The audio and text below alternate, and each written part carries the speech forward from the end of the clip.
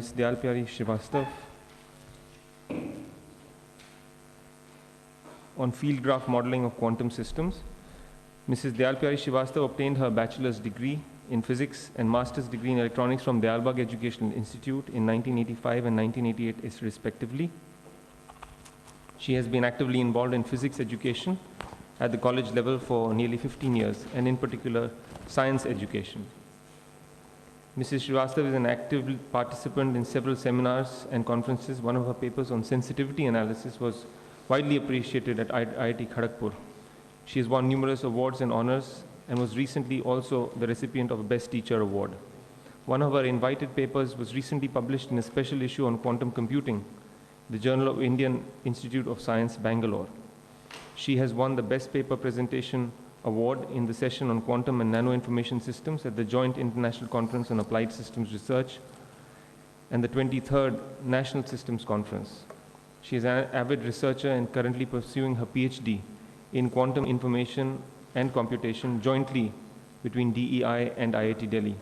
Her research interests include field graph modeling of quantum systems and the theory of many things. This is Dayal Pyari Srivastav. Ladies and gentlemen, the topic of my tutorial is graph theoretic quantum field modeling for quantum information, computation circuits and algorithms. In the words of most revered Professor P.S. Satsangi, linear graph theory represents one step towards a system modeling discipline which coordinates various branches of knowledge into one scientific order. This paper introduces graph theoretic quantum field modeling, which is facilitated by considering the fundamental unit of quantum computation and information, namely a quantum bit or qubit, as a basic building block. Graph theoretic field models have been applied to model systems to explore emergent characteristics to address high-end complexity problems, which are both contextual as well as observer-driven.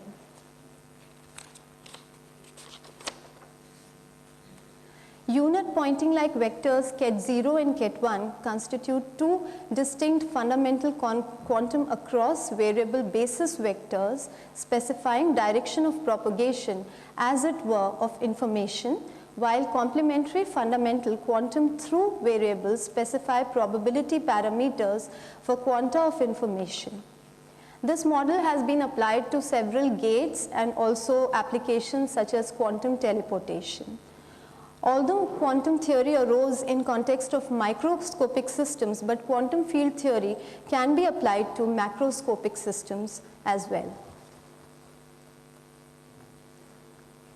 An attempt has been made to extend field graph models to string theory by modeling Lorentz transformations and the light cone coordinate system. An iterative equation has been proposed to explain the growth of complex systems. MATLAB simulations of the model have been carried out and the results obtained are very encouraging. It concludes with a note on theory of many things, which will span perhaps diverse kinds of systems, including natural systems, designed physical systems, designed abstract systems, and human activity systems. So we begin with a single qubit, which is the basic building block. And the mathematical representation for a single qubit is ket psi is equal to alpha ket 0 plus beta ket 1. So there are two subsystem graphs here which are used to represent the ket 0 and the ket 1 part of the equation. The ket 0 part is represented by A1G and ket 1 part is represented by B1G. And G here represents the common ground or datum reference. Ket psi is the Poynting energy flux or power vector. Ket 0 and ket 1 are the orthogonal unit Poynting vectors. Alpha and beta are the scalar power flow along ket 0 and ket 1 unit Poynting vectors respectively, and these are complex numbers. The terminal equation for ket psi turns out to be y transpose x bar, where y is the classical through variable vector and x bar is the quantum across variable vector. So it is the inner product of the y vector and the x vector. superposition of two independent qubits. Ket psi 1 and ket psi 2 are the ket psi 1 is represented as alpha 1 ket 0 plus beta 1 ket 1, and ket psi 2 is represented as alpha 2 ket 0 plus beta 2 ket 1. And the quantum graphs have been shown in the slide.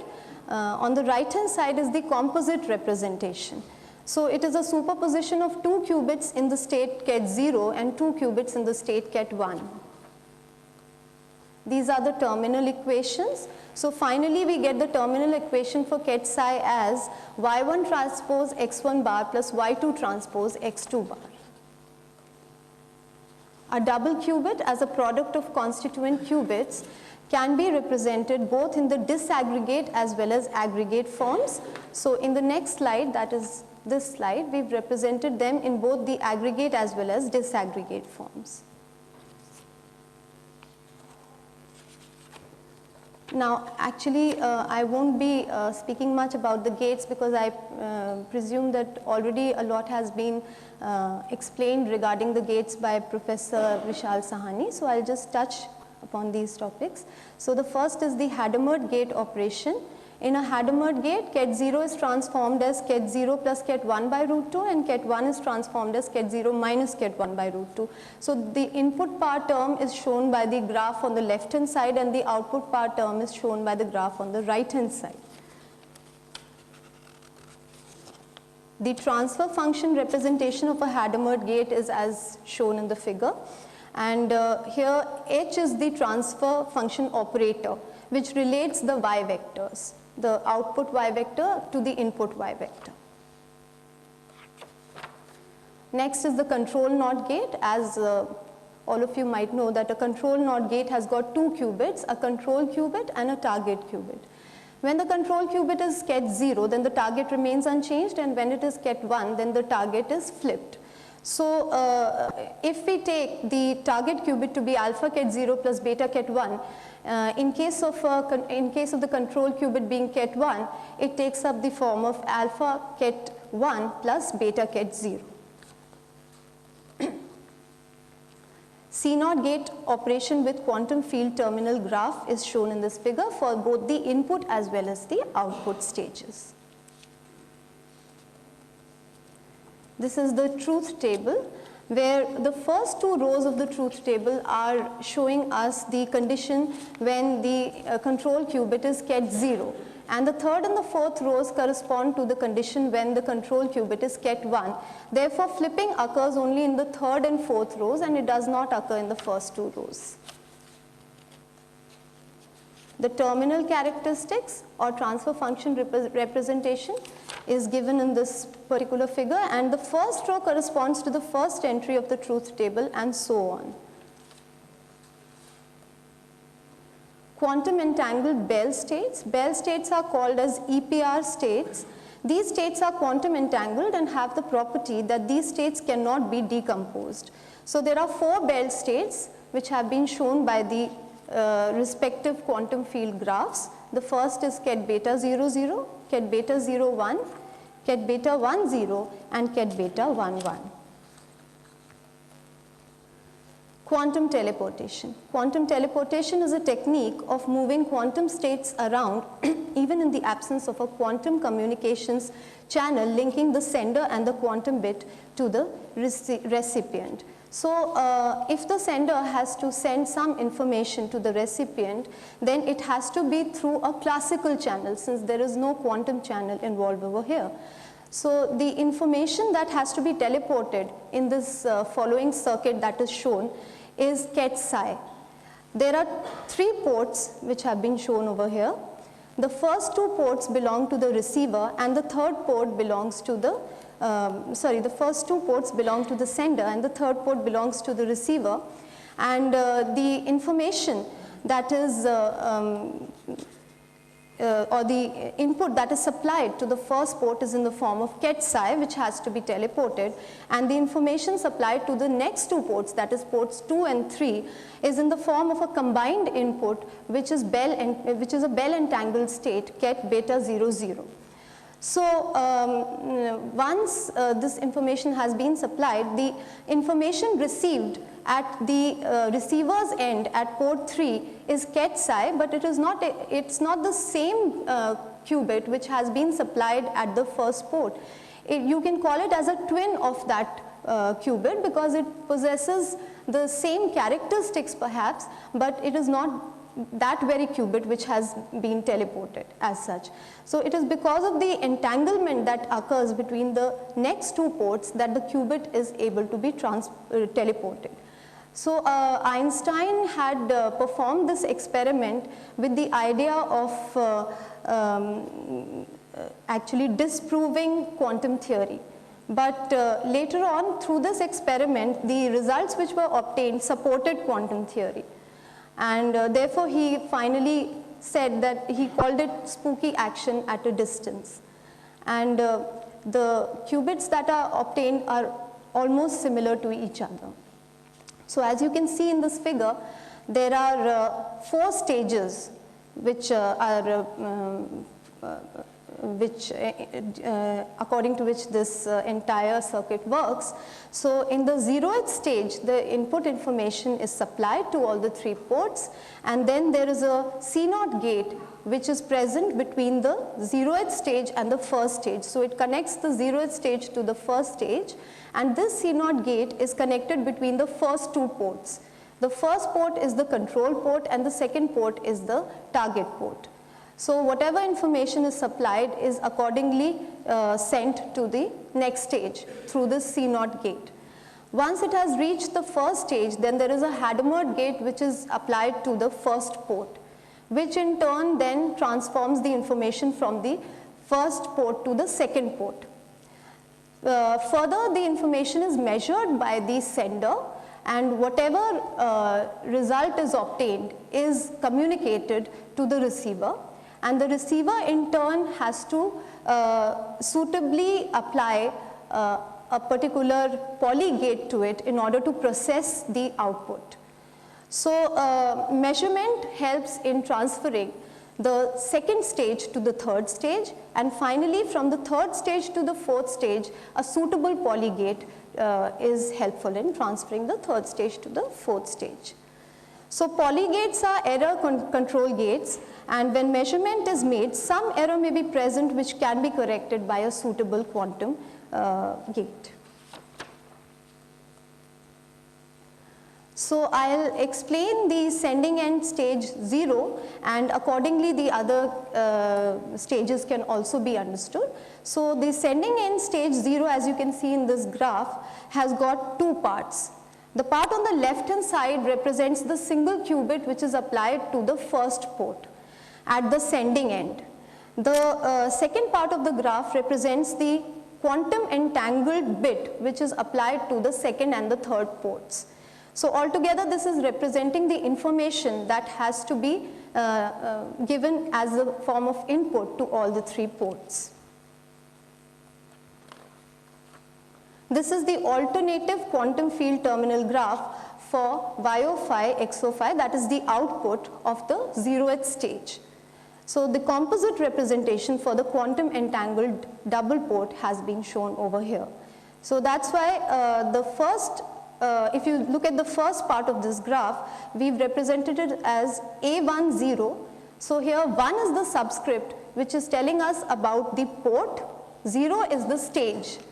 Similarly, the second part of the same figure tells us, is given as A230, where 2 and 3 are the 2 ports and 0 is the stage again. So all the subscripts here are representing the ports and the superscripts are representing the various stages. These are the associated terminal characteristics for the output of the 0th stage. This is the aggregate multiport quantum field terminal graph representation for the 0th stage output. So here, instead of writing the various nodes as A and B's, we have written them as a single node C. So C0, 0, 0, 0 is the first node, where again 0 represents, the superscript 0 is representing the stage and the subscripts are representing the inputs that are supplied to the various ports. So similarly, we can give an argument for the other ones also. This is the aggregate multi-port quantum field terminal graph representation for YOI XOI, that is the input at the 0th stage, which has been again represented in a similar manner. Now here we've shown the quantum field subsystem graph for stage 0, where both the input and the output have been shown together. So the dotted lines are representing the output graph, whereas the continuous lines are representing the input graph. So this is the overall representation for stage 0. And the field graph vertex equation has been established as YOI equal to YO phi, and also the field graph circuit equation has been established as XOI plus XO phi equal to 0. Now step 2, stage 1 is when we apply the C0 operator, and flipping at the second port occurs when the C0 gate is applied and when the input is ket 1. In that condition, flipping occurs. And the quantum field terminal graph for the output of the first stage has been represented over here in the aggregate multi-port representation.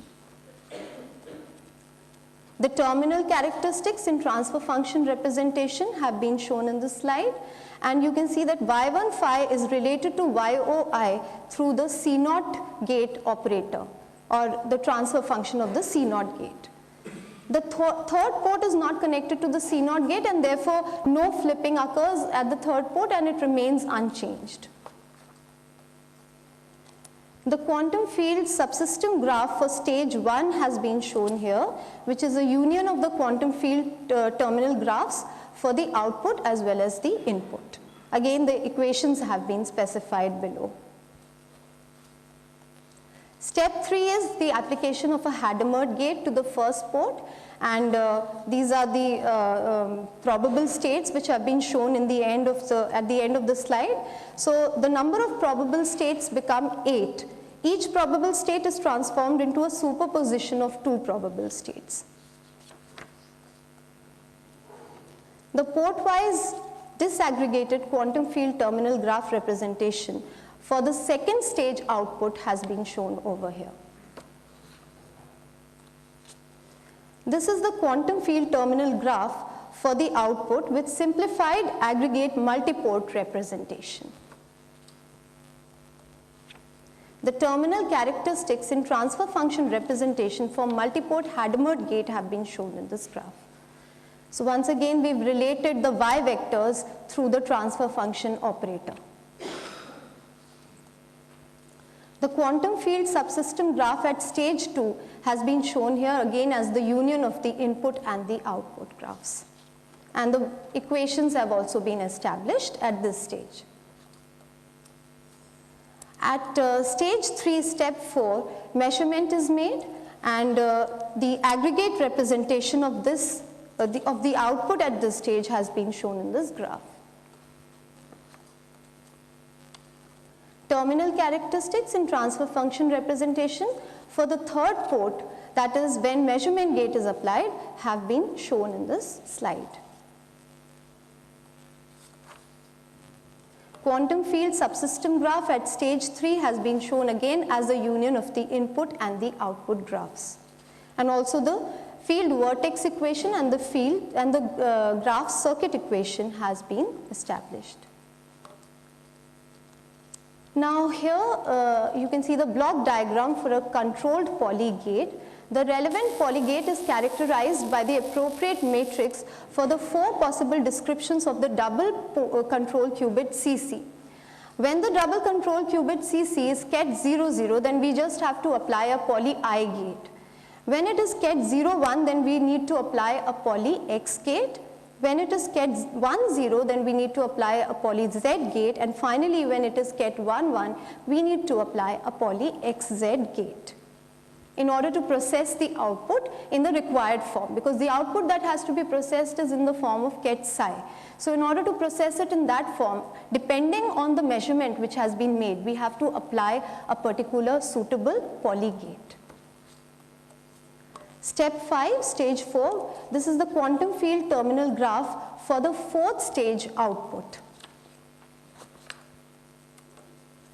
Now, terminal characteristics in transfer function representation in terms of controlled Pauli gates have been given in the form of y4 phi equal to Tp y3i, where Tp is again the transfer function operator for the Pauli gate.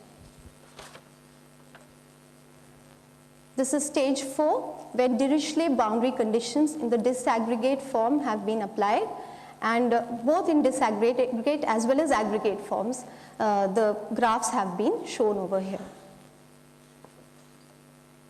These are the associated terminal characteristics for the Dirichlet boundary conditions. And this is finally the quantum field subsystem graph as a union of the quantum field terminal graphs at stage 4 in the aggregate form with output graph as well as the input graph. This is the quantum field vortex equation and the quantum field circuit equation.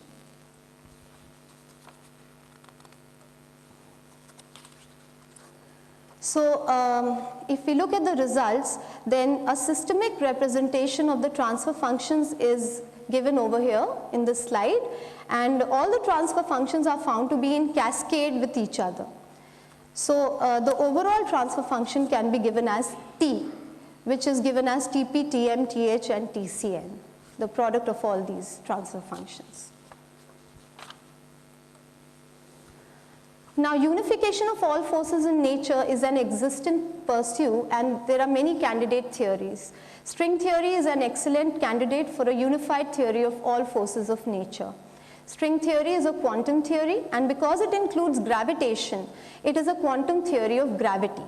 The lack of adjustable dimensionless parameters is a sign of the uniqueness of string theory.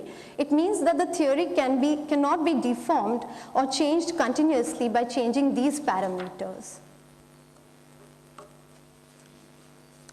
In special relativity, the speed of light is the same for all inertial observers. In comparing the coordinates of events, two inertial observers called as Lorentz observers find that the appropriate coordinate transformations make space and time. The events are characterized by the values of four coordinates, a time coordinate t and spatial coordinates x, y and z. Now, graph representation for basis state vectors have been shown over here. So the subscript mu takes the four values 0, 1, 2 and 3. This is the field graph model for x dash mu, which is similar to that to the field graph model of x mu, as you can see in the figure. Now, the light cone coordinate system is very useful in studying string theory, as the quantization of the relativistic string can be worked out most directly in these coordinates. So, the light cone coordinates x plus and x minus are defined as two independent linear combinations of the time coordinate x0 and a chosen spatial coordinate conventionally taken to be as x1. So, it is done as follows.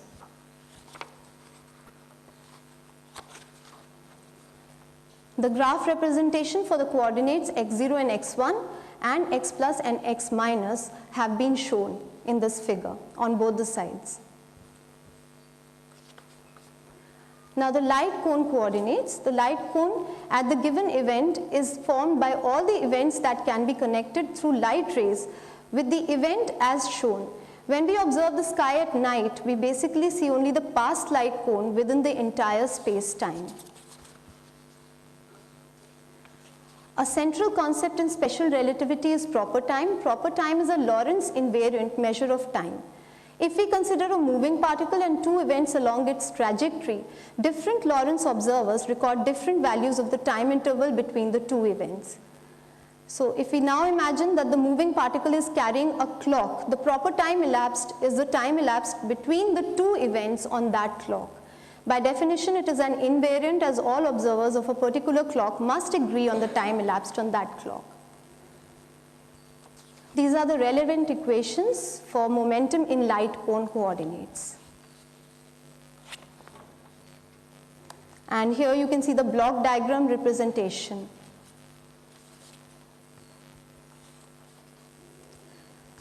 Now, Lorentz invariance with extra dimensions. If string theory is correct, we must entertain the possibility that space-time has more than 4 dimensions. The number of time dimensions must be kept equal to 1. It seems very difficult, if not altogether impossible, to construct a consistent theory with more than 1 time dimension. The extra dimensions must therefore be spatial. Lorentz invariance is a concept that admits a very natural generalization to space-times with additional dimensions. If we have a world with 1 time dimension and 5 spatial dimensions, the graph representation for such x mu, that is a 6-dimensional basis state vector, is as shown in this figure.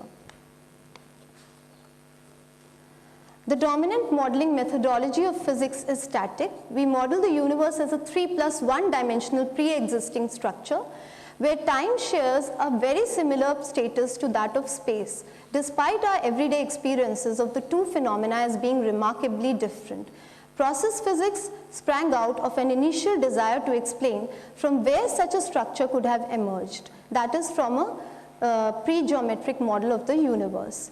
Process physics, as in the words of Professor Kitto, has now been formulated as a far more general modeling paradigm that is capable of generating complex emergent behavior.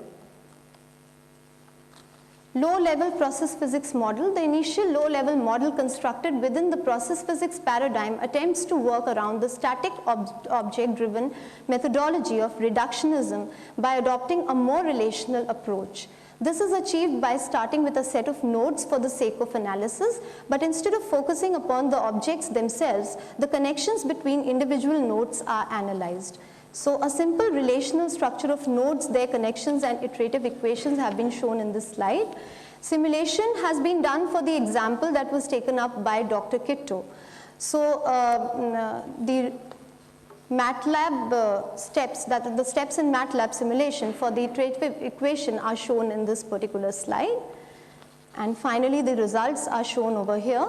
The value of alpha was taken as 0.1 and the noise term Wij was generated randomly as a random number between 0 and 0.1. So if you look at this, at the results, you find that maximum connectivity is obtained for the iterations of the order of 1000.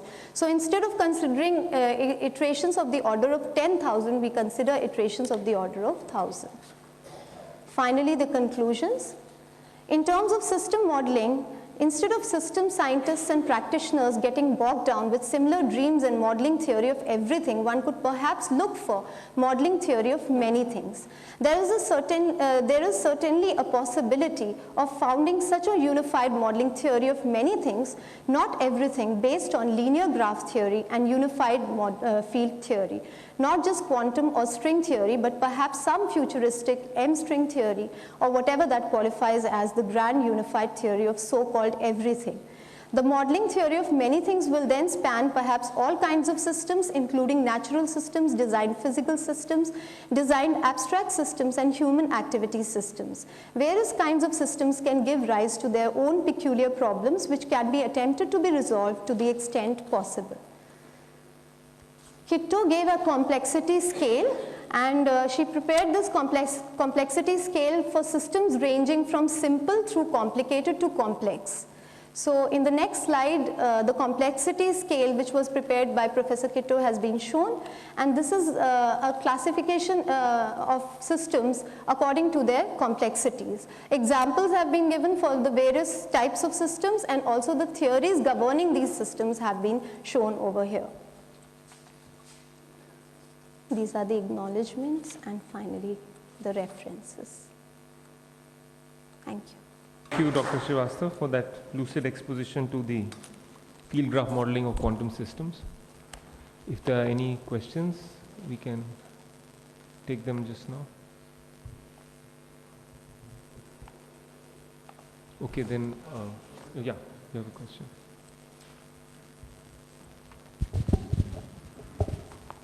Yeah, my question is, does your graph theoretic representation or model provide you insights which are unexpected, which take you beyond the usual representation of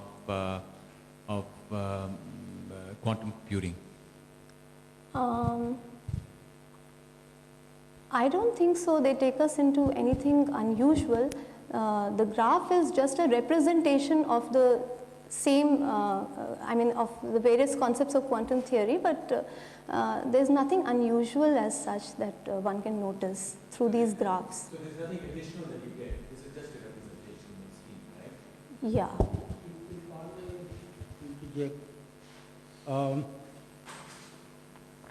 The quantum phenomenon involves nonlinearity when you make a measurement. And even in this situation, working with aggregate and disaggregate graph, it has been possible to get an overall transfer function model, which I think is not represented usually in quantum mechanical work. So that, I believe, is one of the spin-offs. The other is that it might serve as a model for system of systems, because this is all the attributes of the so-called system of systems. It has the telecommunication, it has nonlinearity, it has uncertainty, and then it gives rise to 4 different models in this particular case, quantum teleportation, in the example presented. So it's a model of models, as it were, and handles them all together. Thank you.